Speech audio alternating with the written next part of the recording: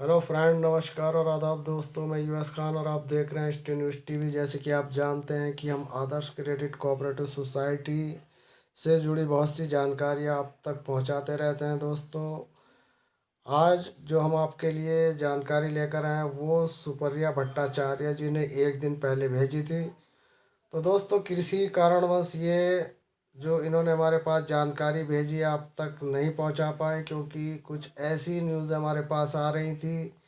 वो न्यूज़ें बहुत देनी ज़रूरी थी, क्योंकि एक रिट याचिका भी पेश की गई थी और इसी बीच आदर्श क्रेडिट कोऑपरेटिव सोसाइटियों का एक धरना चल रहा था। और इस तरह की न्यूज़ों को हमने पहले प्राथमिकता दी, क्योंकि वो न्यूज़ें निवेशकों के लिए बहुत ज़रूरी होती हैं। तो दोस्तों, आज जो हम आपके लिए जानकारी लेकर आए ये एक बुज़ुर्ग हैं इस आदर्श क्रेडिट कोऑपरेटिव सोसाइटी के पीड़ित, जिनका नाम सुप्रिया भट्टाचार्य जी है। इनका कहना है कि जब सरकार ने मान्यता दी है तो वह कैसे सिर्फ जांच चल रही है। जी हाँ दोस्तों, इनका बहुत बड़ा सवाल कि जब सरकार ने मान्यता दी है इस सोसाइटी को तो सिर्फ जांच क्यों चल रही है। यह कहकर लोगों को पैसों को रोक कर रखें। आखिर सरकार अपनी जिम्मेदारी को कब समझेगी।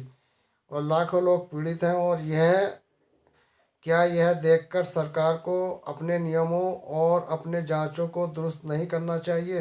2 साल गुजर गए हैं और हम लोग आशा लेकर बैठे हैं कि कुछ होगा, लेकिन ना सरकार इंसाफ ना ही आदर्श क्रेडिट कोऑपरेटिव सोसाइटी।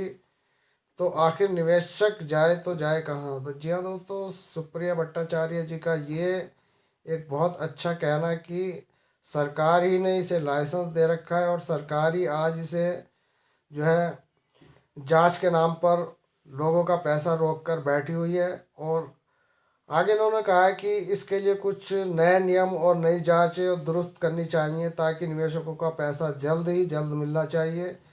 क्योंकि हम देखते आ रहे हैं कि जांच के नाम पर इतनी लंबी प्रक्रिया बना देते हैं, यानी कि आज अगर निवेशक को इंसाफ मिलना है तो आज से 10 साल के बाद वो इंसाफ मिलेगा। ना तो निवेशक ही जीवित रहेगा और ना निवेशक के पास कोई इस तरह का कागज़ रहेगा जो अपने पैसे को लेकर दावा कर सके। तो दोस्तों, सुप्रिया भट्टाचार्य को आप यहाँ पर देख सकते हैं कितने ओवर एज ये बुज़ुर्ग हैं।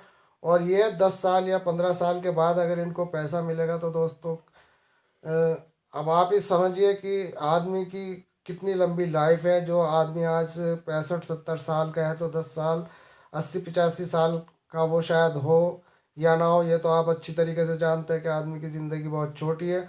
और इस वक्त जांच के जो प्रक्रियाएं चल रही हैं उनको हम देखते आ रहे हैं कि बहुत लंबी लंबी प्रक्रियाएं चलाते हैं। 10-10 साल बाद बच्चों को भी पैसा नहीं मिल पाता, यानी कि जो उनके खुद के अपने नॉमिनेशन होते हैं उनको पैसा भी नहीं मिल पाता, कभी कभी ये देखने में आता है।